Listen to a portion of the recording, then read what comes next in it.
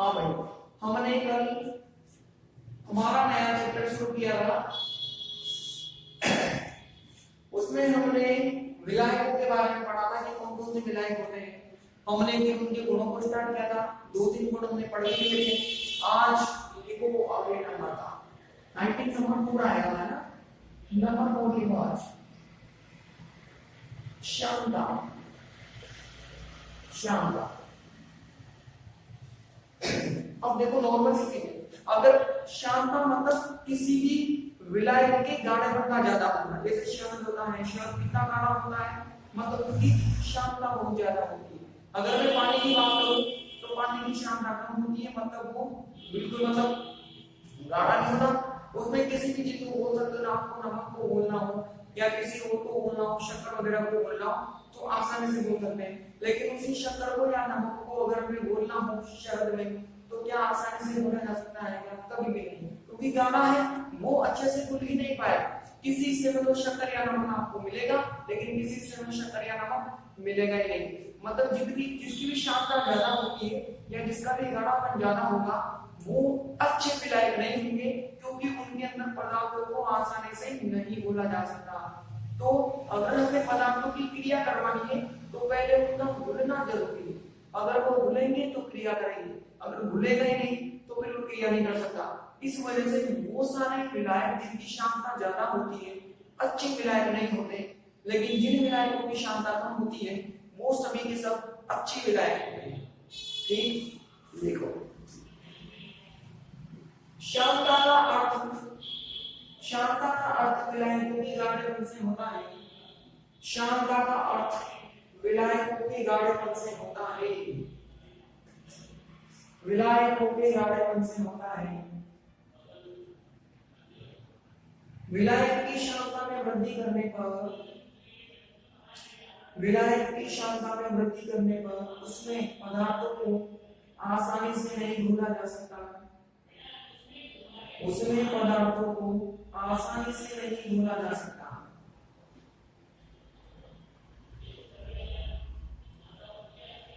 उसमें पदार्थों को आसानी से नहीं घोला जा सकता। अतः ये अच्छे विलायक नहीं होते, अतः ये अच्छे विलायक नहीं होते, क्योंकि इस स्थिति में अणुओं की गतिशीलता घट जाती है।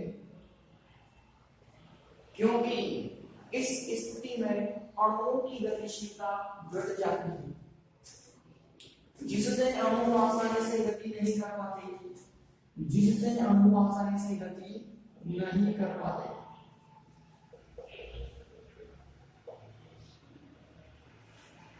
आसानी से गति नहीं कर पाते। अगला देखो पराविद्युतांक। ठीक, अब देखो यदि किसी भी विलायक के पराविद्युतांक में वृद्धि की जाती है उसकी ध्रुवीय प्रकृति या उसकी आयनिक प्रकृति में भी वृद्धि हो जाती है, मतलब उसमें आयनों की संख्या बढ़ेगी। पहले अगर 50 आयन थे तो पराविद्युतांक बढ़ाने पर 60 भी हो सकते हैं, 55 भी हो सकते हैं। सीधी सीधी मैंने कहने का मतलब है कि पराविद्युतांक को बढ़ाने पर यौगिक की ध्रुवीय प्रकृति बढ़ती है, मतलब विलायक की ध्रुवीय प्रकृति बढ़ती है, आयनिक प्रकृति में वृद्धि हो जाती है। अब इस स्थिति में अगर मैं उसके अंदर किसी आयनिक यौगिक को घोलना चाहता हूं तो यौगिक आयनिक प्रकृति में वृद्धि होगी। अगर मैं आयनिक को घोलना चाहूंगा तो आसानी से घुल जाएगा, क्योंकि आपको पता है समान समान को घुलता है। आयनिक वाला आयनिक में आसानी से घुलेगा, ज्यादा आयनिक होगा और आसानी से घुल जाएगा। तो पराविद्युतांक को बढ़ाओगे तो ध्रुवीय प्रकृति बढ़ेगी, मतलब आयनिक प्रकृति बढ़ेगी। आयनिक प्रकृति बढ़ेगी तो ऐसे जो विलायक होते हैं वो अच्छे विलायक होते हैं आयनिक पदार्थों के लिए। यदि मैं किसी अध्रुवीय वाले पदार्थ को घोलना चाहता हूँ, अनआयनिक वाले पदार्थ को घोलना चाहता हूँ तो फिर वो इसके अंदर आसानी से नहीं घुल सकता। मतलब इस प्रकार के विलायक उनके लिए अच्छे विलायक नहीं होंगे। तो जिनका पराविद्युतांक ज्यादा होगा वो अच्छे विलायक होंगे किनके लिए? जो पदार्थ आयनिक प्रकृति के होते हैं, ध्रुवीय प्रकृति के होते हैं, क्योंकि उन्हें में आसानी से घोला जा सकता है। देखो वे विलायक जिनका पराविद्युतांक अधिक होता है, वे विलायक जिनका पराविद्युतांक अधिक होता है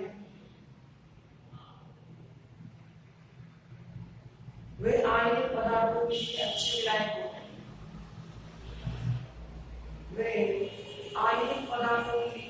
विलायक होते हैं। आयनिक पदार्थों के लिए अच्छे विलायक होते हैं।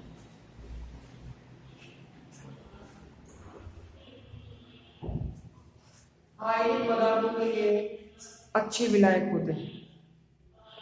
वे आयनिक पदार्थों के लिए अच्छे विलायक होते हैं। आयनिक पदार्थों के लिए अच्छे विलायक होते हैं। अरे यार भूल गया था उसको। आवाज से कम कर दिया।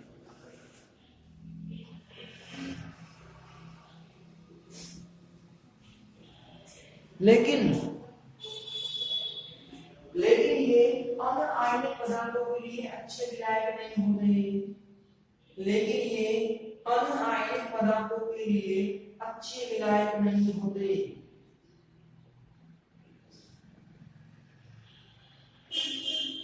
वे अनआयनिक पदार्थों के लिए अच्छे विलायक नहीं होते।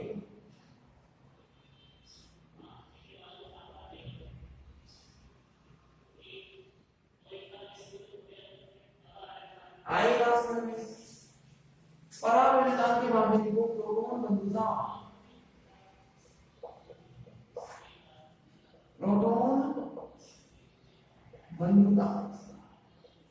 देखो भाई, जैसे इलेक्ट्रॉन को जोड़ने पर जो ऊर्जा मुक्त होती है उसे इलेक्ट्रॉन बंधुता बोलते हैं।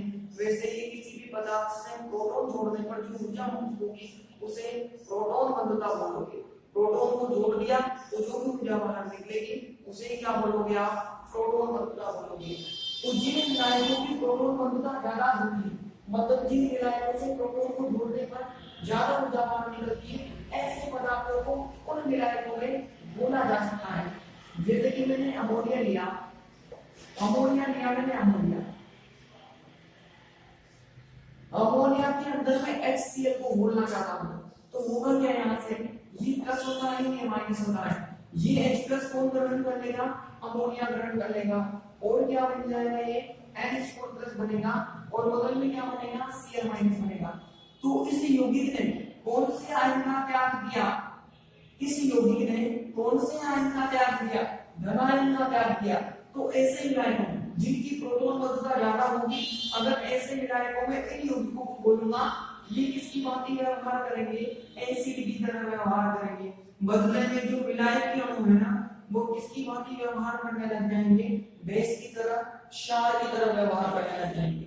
तो जिनकी भी प्रोटॉन बंधुता ज्यादा होगी, अमोनिया की प्रोटॉन बंधुता बहुत ज्यादा होगी, तो ये दुर्बल से दुर्बल अम्ल से भी प्रोटॉन को खींच कर बाहर निकाल लेता है। इसकी प्रोटॉन बंधुता ज्यादा होने से ये दुर्बल से दुर्बल अम्ल से भी प्रोटॉन को खींच कर बाहर निकालता है। तो जिनकी प्रोटॉन बंधुता ज्यादा होती है, ऐसे विलायकों में जो दुर्बल अम्ल होते हैं ना, वो भी प्रबल अम्लों की तरह व्यवहार करते हैं। अगर ये फटाफट खींच के बाहर निकालेगा तो इसको तो देना ही पड़ेगा। अगर ये लेना चाहता है, जल्दी लेना चाहता है, तो इसकी मजबूरी है, इसे जल्दी लेना पड़ेगा। अगर ये जल्दी एक्सप्रेस का दान कर देगा तो ये प्रबल प्रकृति का होगा, जल्दी से दान नहीं करेगा तो दुर्बल प्रकृति का होगा। अब यहाँ पर तो टेक्स्ट किसका लग रहा है? अमोनिया का। अमोनिया नहीं होता तो शायद वो पहले ही प्रबल ही, मतलब पहले भी क्या होता? दुर्बल ही होता। लेकिन अमोनिया ने खेल पलट दिया और दुर्बल वाले को भी कन्वर्ट कर दिया प्रबल के अंदर। ऐसा केवल उन्हीं में होगा जिन विलायकों की प्रोटॉन बंधुता ज्यादा होगी, क्योंकि वही प्रोटॉन को खींच कर बाहर निकाल सकते हैं। तो इस स्थिति में जो दुर्बल अम्ल है वो भी प्रबल अम्लों की तरह व्यवहार करने लगे हैं। ये तो प्रबल था, इसे तो पहले भी प्रबल था, अभी भी प्रबल है, लेकिन इस दुर्बल को भी बोलूंगा मैं तो वो भी यहाँ पर प्रबल की तरह व्यवहार करने लग जाएगा। लिखो इसके अंदर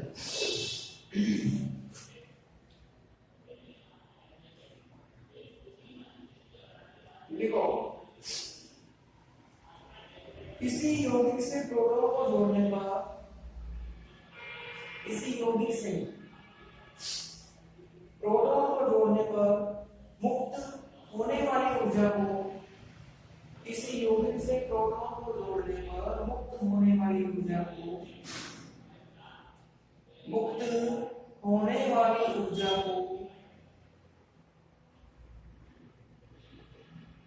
मुक्त होने वाली ऊर्जा को प्रोटॉन बंधुता कहते हैं।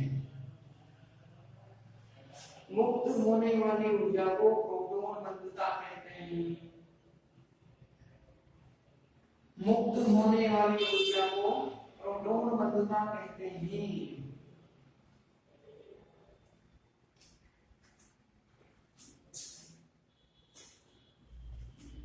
जिन विलायकों की प्रोटॉन बंधुता अधिक होती है,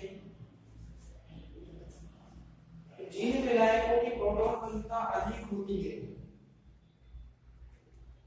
वे दुर्बल अम्लों से भी प्रोटॉन को खींचकर बाहर निकाल लेते हैं।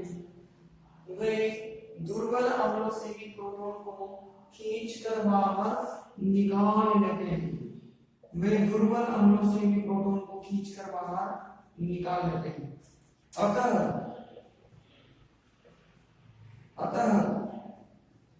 दुर्बल अम्ल भी ऐसे विलायकों में, दुर्बल अम्ल भी ऐसे विलायकों में प्रबल अम्लों की तरह व्यवहार करने लगते हैं। प्रबल अम्लों की तरह व्यवहार करने लगते हैं।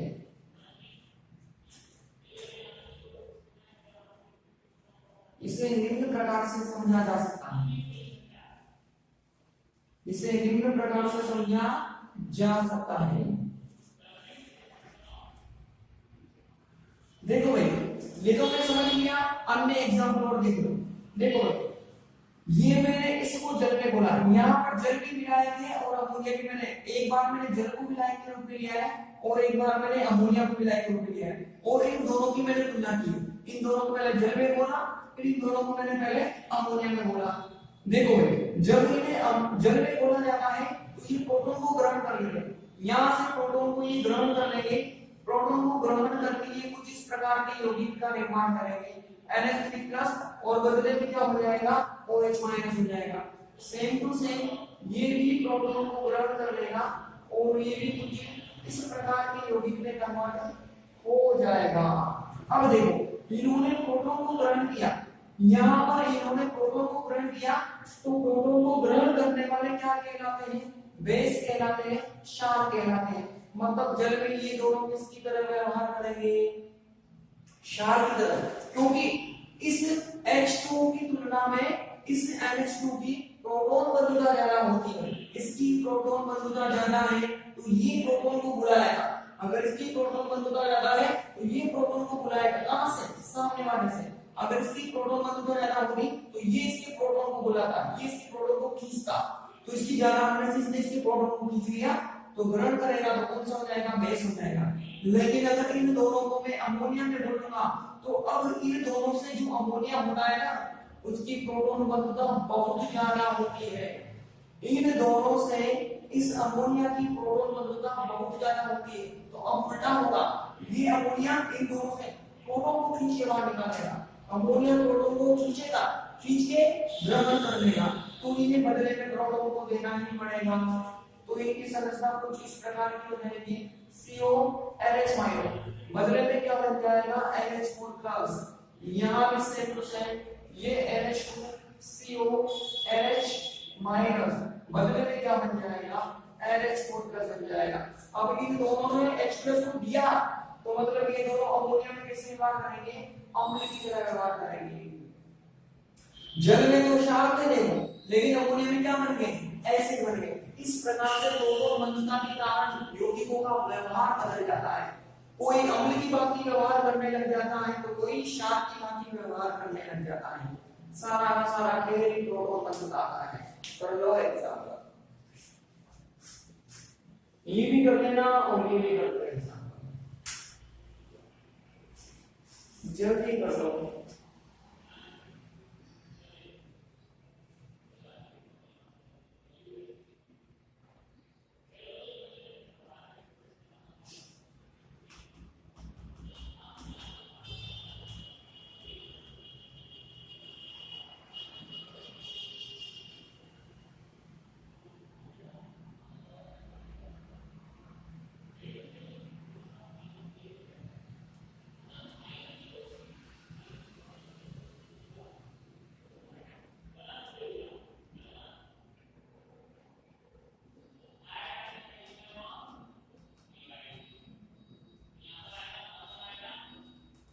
कर लिए क्या?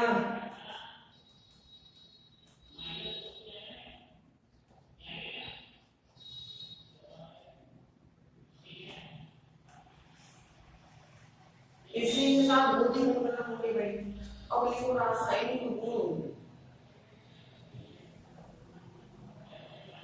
रासायनिक गुण नमन, अम्लीय तथा क्षारीय प्रकृति। अम्लीय तथा क्षारीय, अम्लीय क्षारीय प्रकृति,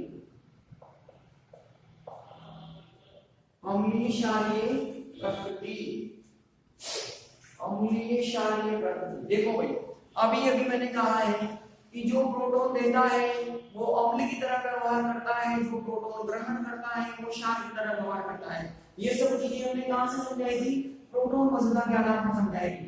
इसको भी हम प्रोटॉन बंधुता के आधार पर ही समझा सकते हैं। सेम टू सेम एग्जांपलों को रिपीट कर सकते हैं चाहे तो, लेकिन यहाँ पर अलग एग्जांपल कर लेंगे ताकि हमारे पास एग्जांपलों की वैरायटी हो जाएगी। फिर हम चूज कर सकते हैं कौन से एग्जांपल करना है।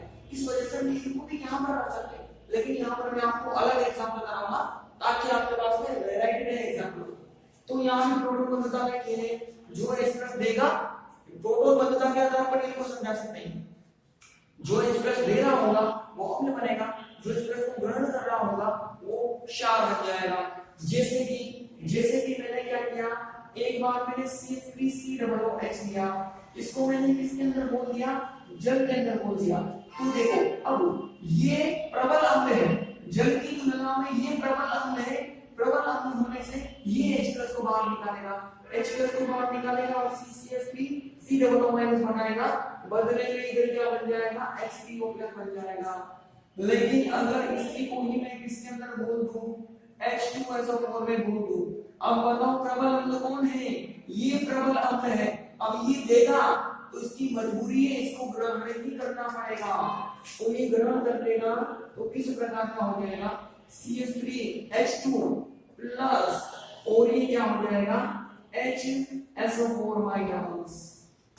यदि इस CH3 या फिर ये तो मैंने किसका एग्जांपल लिया था? एसिटिक एसिड का एग्जांपल लिया था। एक बार मैंने जल के अंदर बोला, एक बार मैंने H2SO4 के अंदर बोला। अब बाय द वे मैंने किसका एग्जांपल लिया? HNO3 का। एक बार मैंने HNO3 को जल में बोल दिया। अब ये प्रबल अम्ल है तो ये H+ देगा तो यहाँ से NO3- बनेगा और बगल में क्या मिलेगा आपको? H3O+ मिलेगा। लेकिन दूसरी बार मैंने इसके अंदर बोल दिया, H2SO4 में बोल दिया। अब बताओ प्रबल अम्ल कौन है? H2SO4 है। ये H+ को देगा तो इसे ग्रहण ही करना पड़ेगा। जैसे ही ग्रहण करेगा ये टूट जाएगा। जैसे ही ये H+ देगा तो इधर की तरफ क्या बनेगा आपके पास? HSO4- बनेगा। लेकिन जैसे ही यह H+ ग्रहण करेगा, ऐसे करके ये क्या कर लेगा? ग्रहण कर लेगा। ग्रहण जैसे ही ग्रहण करेगा ये टूट जाएगा। किस में? एक तो H2O में और साथ में NO2+ में। एक तो H2O में और साथ में NO2+ में टूट जाएगा। ग्रहण करने के बाद ऐसा ही बनेगा, लेकिन ये स्थायी नहीं होता है, टूट जाएगा। H2 में और NO2+ टूट जाएगा। तो देखो इस तरह से विलायक बदलने पर यहाँ पर ये रूप है वो किसके रूप में है? विलायक के रूप में है। ये भी किसके रूप में है? विलायक के रूप में है। विलायक बदलने पर यौगिकों का व्यवहार बदल जाता है। देखो ये जल में अम्ल की तरह व्यवहार कर रहा है तो इस H2SO4 में किसकी तरह व्यवहार करने लग गया? क्षार की तरह। ये इसमें तो किसकी तरह व्यवहार कर रहा है? एसिड की तरह। जबकि H2SO4 में किसकी तरह व्यवहार करने लग गया? क्षार की तरह। ये यहाँ पर एसिड है तो ये यहाँ पर क्या बन गया? बेस बन गया। विलायक बदलने पर व्यवहार बदल गया। देखो इतनी खतरनाक चीज है प्रोटॉन बंधुता। देखो प्रोटॉन बंधुता के आधार पर अम्लीय तथा क्षारीय प्रकृति को समझाया जा सकता है। प्रोटॉन बंधुता के आधार पर अम्लीय तथा क्षारीय प्रकृति को समझाया जा सकता है। अम्लीय तथा क्षारीय प्रकृति को समझाया जा सकता है। ब्रोंस्टेड लोरी के अनुसार ऐसे इसको पढ़ेंगे हम आगे। ब्रोंस्टेड,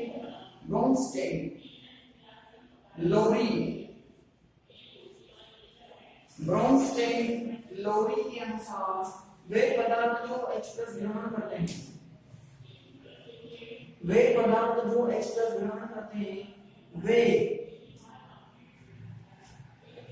अम्ल की तरह व्यवहार करते हैं, वे क्षार की तरह व्यवहार करते हैं, वे क्षार की तरह व्यवहार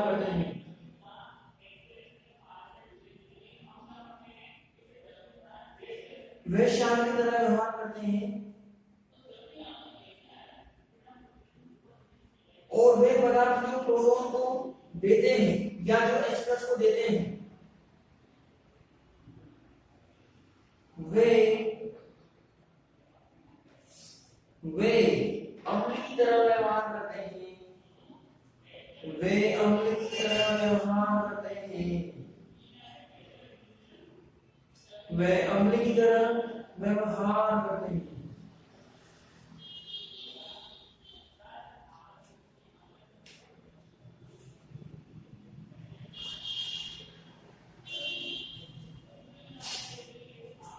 एक एग्जाम्पल लिख लो।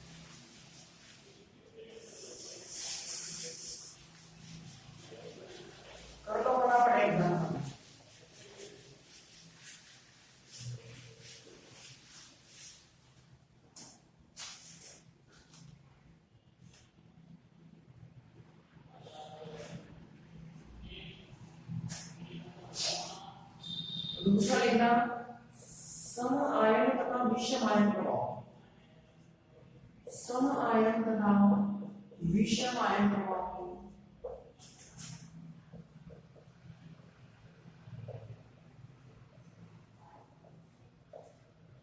इसमें सबसे नंबर पढ़ेंगे हम सम आयन प्रभाव।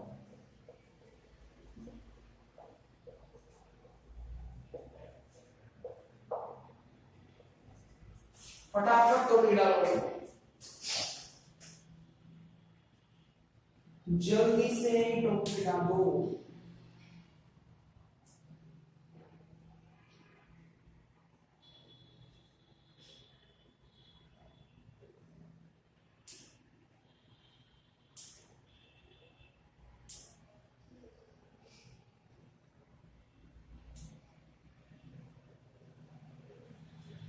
डल गया। देखो भाई क्या होता है, यदि किसी विलायक में अम्लों की अम्लता में विभेद ना कर सके, माना कि मैंने 3 अम्ल लिए, सपोज करो मैंने 3 अम्ल लिए, मैंने क्या किया, एक तो ले लिया मैंने HClO3 ले लिया, HClO3 ले लिया, मैंने क्या ले लिया, HNO3 ले लिया, और फिर मैंने क्या ले लिया, HCl ले लिया। इनमें से सबसे प्रबल अम्लीय प्रकृति होती है ना, वो HLO3 की होती है, उसके बाद में HNO3 की होती है, और सबसे दुर्बल अम्ल कौन होता है, HCl होता है। मतलब ये प्रबल अम्ल होता है, ये HCl दुर्बल अम्ल होता है। अब ध्यान से सुनो, यदि किसी विलायक में मैं इनकी अम्लता के बारे में पता लगा लेता हूँ, मतलब मैं ये बता सकता हूँ कि कौन सा प्रबल अम्ल है और कौन सा दुर्बल अम्ल है, या फिर मैंने समय पढ़ा हुआ मिलता होगा। यदि मैं किसी विलायक में इनकी अम्लता में विभेद नहीं कर पाता, किसी भी विलायक में यदि इनकी अम्लता में विभेद न कर पाऊं, तो ऐसे विलायक को कहा जाता है सम आयन विलायक, तथा इस प्रभाव को कहा जाता है सम आयन प्रभाव। ठीक, यदि किसी भी विलायक में मैंने HCl को बोला फिर मैंने उसके अंदर HNO3 को बोला, फिर मैंने उसके अंदर ही HClO3 को बोला। तो मैं अगर इनकी अम्लता में विभेद ना कर पाऊं, मुझे सबकी अम्लता एक जैसी नजर आए, मतलब ये भी एक जैसा हो, ये भी एक जैसा हो, ये भी एक जैसा हो, तीनों की अम्लता अगर मुझे एक जैसी नजर आए, मतलब तीनों की अम्लता क्या हो जाए, एक दूसरे के समान हो जाए, समान, तो ऐसे प्रभाव को कहा जाता है सम आयन प्रभाव।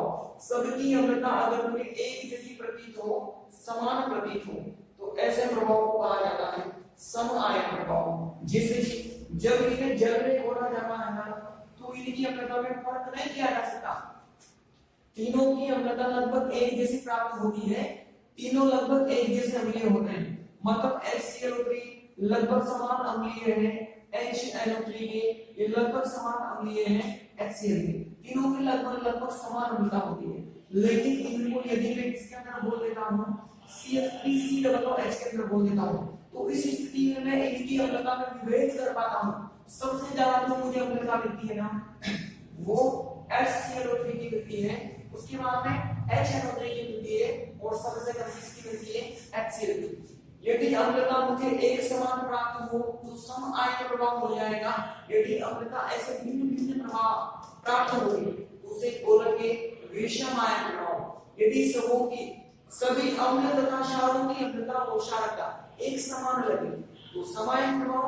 यदि उनकी अम्लता और क्षारकता में विभेद किया जा सके, ये बताया जा सके कौन सा प्रबल अम्ल है, कौन सा दुर्बल अम्ल है, कौन सा प्रबल क्षार है, कौन सा दुर्बल क्षार है, तो फिर ऐसे प्रभाव को कहा जाता है विषम आयन प्रभाव।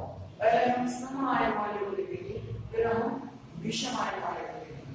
ठीक, अगर समान हो तो समान, अगर अलग अलग हो तो विषम आयन। लिख लो, जब किसी विलायक में भिन्न सामर्थ्य वाले अम्लों तथा क्षारों को घोलने पर, जब किसी विलायक में भिन्न सामर्थ्य वाले अम्ल तथा क्षारों को घोलने पर, अम्ल तथा क्षारों को घोलने पर, अम्ल तथा क्षारों को घोलने पर यदि उनकी अम्लता एक समान प्रतीत होती है तो, यदि उनकी अम्लता एक समान प्रतीत होती है तो इस प्रभाव को सम आयन प्रभाव कहते हैं। इस प्रभाव को सम आयन प्रभाव कहते हैं। इस प्रभाव को सम आयन प्रभाव कहते हैं। उदाहरण देखो, जैसे HClO3 HNO3 HCl की अम्लता का क्रम ले लो, क्रम फटाफट, की अम्लता का क्रम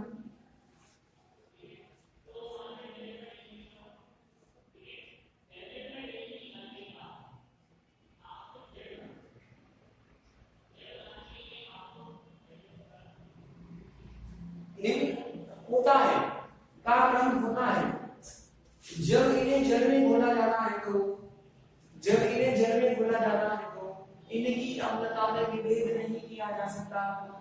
जब इन्हें जल में घोला जाता है तो इनकी अम्लता में विभेद नहीं किया जा सकता। इनकी अम्लता में विभेद नहीं किया जा सकता।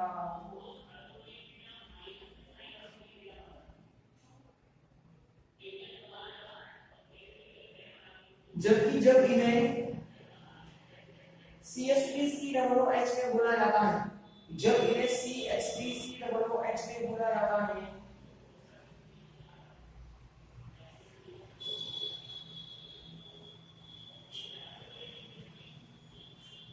CH3COOH में घोला जाता है तो इनकी अम्लता में विभेद किया जा सकता है। इनकी अम्लता में विभेद किया जा सकता है तथा इनकी अम्लता का क्रम उपरोक्त क्रम के अनुसार प्राप्त होता है। इनकी अम्लता का क्रम उपरोक्त क्रम के अनुसार प्राप्त होता है। उपरोक्त क्रम के अनुसार प्राप्त होता है। इसे विषम आयन प्रभाव कहते हैं। मैंने इसे भी लिखा दिया है, कोई बात एग्जाम्पल इसमें लिख दिया, डेफिनेशन नीचे लिख दिया। इसे विषम आयन प्रभाव कहते हैं। ठीक, अब इसी में छोटा सा टॉपिक डालो, जैसे ये डाला था ऐसा छोटा सा टॉपिक डालो, विषम आयन प्रभाव।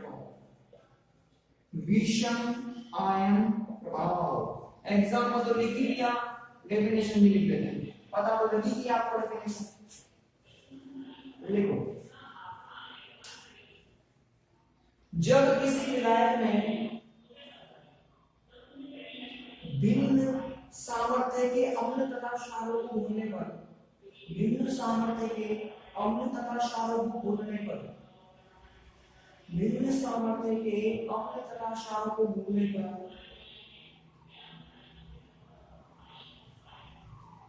यदि उनकी अम्लता तथा क्षारकता में विभेद किया जा सके, यदि उनकी अम्लता तथा क्षारकता में विभेद किया जा सके,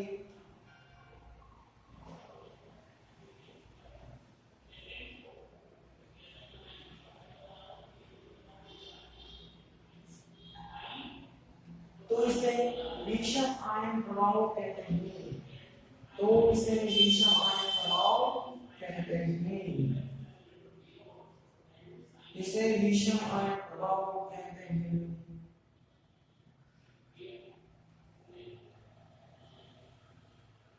इसे विषम आयन प्रभाव कहते हैं।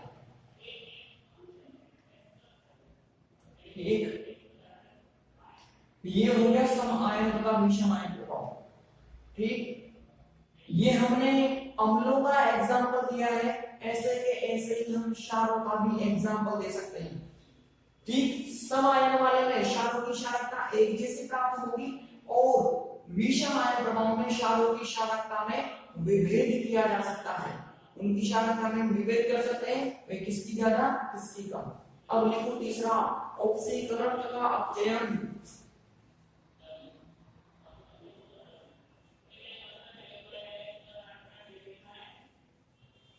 ऑक्सीकरण तथा अपचयन।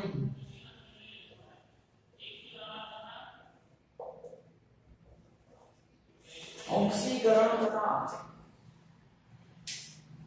देखो भाई, बहुत से पदार्थ ऐसे होते हैं जो विलायकों का अपचयन कर देते हैं और कुछ विलायक और कुछ पदार्थ विलायकों का ऑक्सीकरण कर देते हैं। बहुत सारे ऐसे पदार्थ होते हैं जब उन्हें विलायकों में घोला जाता है तो वे विलायकों का अपचयन भी कर सकते हैं और विलायकों का ऑक्सीकरण भी कर सकते हैं। अगर अपचयन या ऑक्सीकरण कर देंगे तो फिर इस चीज से विलायक के गुणों में परिवर्तन हो जाता है। यदि कोई भी पदार्थ किसी भी विलायक का अपचयन कर दे या किसी भी विलायक का ऑक्सीकरण कर दे तो रासायनिक क्रिया होगी तो डेफिनेटली विलायक के गुण में परिवर्तन आ जाएगा। तो मतलब ऐसे जो विलायक होंगे वो अच्छे विलायक नहीं होंगे उन पदार्थों के लिए। मतलब सबसे पहली चीज है, किसी भी पदार्थ की अगर विलायक में भी क्रिया करनी है तो वो पदार्थ केवल घुले, उससे रासायनिक क्रिया नहीं करना चाहिए। लेकिन ऑक्सीकरण और अपचयन करने पर वहां पर रासायनिक क्रिया होगी। मतलब ऐसे पदार्थों की क्रिया उन विलायकों में आप बिल्कुल भी नहीं करा सकते जो उनसे ऑक्सीकरण कर लेते हैं, जो उनसे अपचयन कर लेते हैं। समझ में आई गाने में क्या समझाना चाहता हूँ?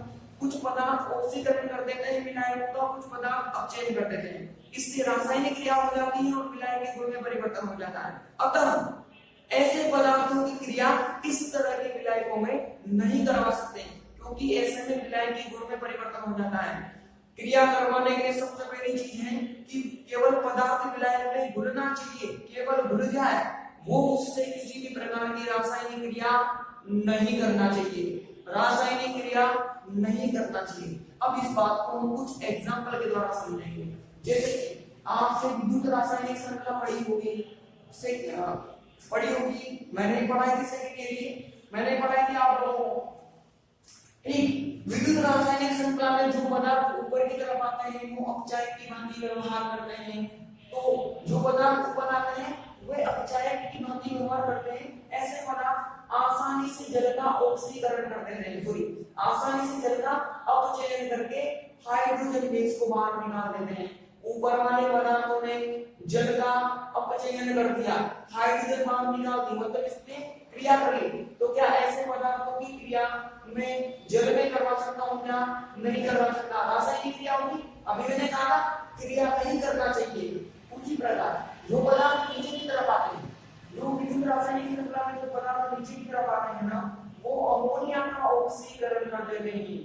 वो अमोनिया का ऑक्सीकरण कर देंगे तो वापस से रासायनिक क्रिया होगी, मतलब नीचे आने वाले पदार्थों की क्रिया अमोनिया में नहीं करवा सकते और ऊपर आने वाले पदार्थों की क्रिया जल में नहीं करवा सकते। तो क्या कर सकते हैं? उल्टा कर दो, नीचे वाले अमोनिया से क्रिया कर रहे थे, ये तो उल्टा कर दो, नीचे वालों की क्रिया इस जल में करवा दो और ऊपर वालों की क्रिया इस अमोनिया में करवा दो, कोई क्रिया नहीं होगी। ऊपर वाले जल से क्रिया कर रहे थे, अपचयन क्रिया कर रहे थे, नीचे वाले अमोनिया से क्रिया कर रहे थे, ऑक्सीकरण क्रिया कर रहे थे। तो इनकी क्रिया इन दोनों में नहीं करवा सकते। हमने पलट दिया, नीचे वाले की क्रिया इस जल में करवा दी, ऊपर वाले की क्रिया इस अमोनिया में करवा दी। अब ये सिर्फ यहाँ बोलेंगे, नीचे वाले पदार्थ सिर्फ जल में बोलेंगे, रासायनिक क्रिया नहीं करेंगे। ऊपर वाले पदार्थ इस अमोनिया में केवल घुलेंगे, रासायनिक क्रिया नहीं करेंगे। तो ऊपर आने वाले पदार्थों की अमोनिया में क्रिया करवाई जा सकती है और नीचे वाले पदार्थों की जल में क्रिया करवाई जा सकती है, लेकिन ऊपर वालों की जल में क्रिया नहीं करवाई जा सकती क्योंकि रासायनिक क्रिया हो रही है। वैसे नीचे वालों की क्रिया अमोनिया में नहीं करवाई जा सकती क्योंकि यहाँ भी रासायनिक क्रिया हो रही है, यहाँ ऑक्सीकरण हो रहा है, यहाँ पर अपचयन हो रहा है। तो ये कहानी है। लेकिन अगर मैंने विलायक के रूप में क्या कर लिया? SO2 ले लिया, तो इस SO2 का न तो ये अपचयन कर सकते, इस SO2 का न तो इनके द्वारा अपचयन होता, न ही इनके द्वारा ऑक्सीकरण होता। ना तो अपचयन हो रहा है, ना ही ऑक्सीकरण हो रहा है, तो फिर इनमें दोनों की क्रिया करवाई जा सकती है। इसमें ऊपर वालों की भी क्रिया करवा सकते हो, इसमें नीचे वालों की भी क्रिया करवा सकते हो। तो ये सबसे बढ़िया फॉर्मेट हो गया। इसमें भी कॉम्बिनेशन है, केवल नीचे वाले क्रिया करेंगे, इसमें भी कॉम्बिनेशन है, केवल ऊपर वाले को बोल सकते हैं, ऊपर वालों की क्रिया करवा सकते हैं, लेकिन ये दोनों की करवा सकते हैं, ऊपर वालों की भी करवा दो, नीचे वालों की भी करवा दो। लिखो, कुछ पदार्थ विलायक का ऑक्सीकरण तथा अपचयन कर देते हैं। कुछ पदार्थ विलायक का ऑक्सीकरण तथा अपचयन कर देते हैं। कुछ पदार्थ विलायक का ऑक्सीकरण तथा अपचयन कर देते हैं। वे पदार्थ जो विद्युत रासायनिक श्रृंखला में, वे पदार्थ जो विद्युत रासायनिक श्रृंखला में ऊपर आते हैं, विद्युत रासायनिक श्रृंखला में ऊपर आते हैं, वे जल का अपचयन कर देते हैं, वे जल का अपचयन कर देते हैं तथा हाइड्रोजन गैस मुक्त करते हैं। वे जल का अपचयन कर देते हैं तथा हाइड्रोजन गैस मुक्त करते हैं। अतः इनकी क्रिया जल में नहीं करवाई जा सकती, अतः इनकी क्रिया जल में नहीं करवाई जा सकती।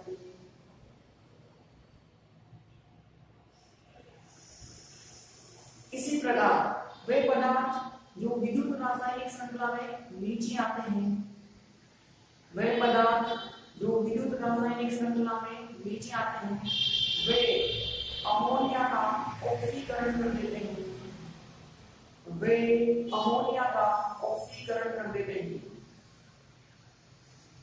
अतः इनकी क्रिया अमोनिया में नहीं करवाई जा सकती, अतः इनकी क्रिया अमोनिया में नहीं करवाई जा सकती। अगर ये ऐसे हो, वे पदार्थ जो अपचायक होते हैं, वे पदार्थ उल्टा करेंगे, उल्टा किया हमने, यहाँ उल्टा लिखेंगे। वे पदार्थ जो अपचायक होते हैं, उनकी क्रिया जल में ना करवाकर, उनकी क्रिया जल में ना करवाकर अमोनिया में करवाई जाती है तथा वे पदार्थ जो ऑक्सीकारक होते हैं, वे पदार्थ जो ऑक्सीकारक होते हैं उनकी क्रिया अमोनिया में ना करवाकर जल में करवाई जाती है। उनकी क्रिया अमोनिया में ना करवाकर जल में करवाई जाती है। उल्टा कर दिया हमने। अगली लाइन से SO2 के लिए दो लाइन लिख लो भाई। अगली लाइन से लिखो SO2 के लिए। SO2 का आसानी से न तो अपचयन होता है और ना ही आसानी से ऑक्सीकरण होता है। SO2 का न तो आसानी से अपचयन होता है और न ही आसानी से ऑक्सीकरण होता है। अतः इसमें अपचायक तथा ऑक्सीकारक दोनों की क्रियाएं करवाई जा सकती है। अपचायक तथा ऑक्सीकारक दोनों की क्रियाएं करवाई जा सकती है। ठीक, बाकी हम कल पढ़ते हैं। आज के लिए इतना ही, कल पढ़ते हैं बाकी।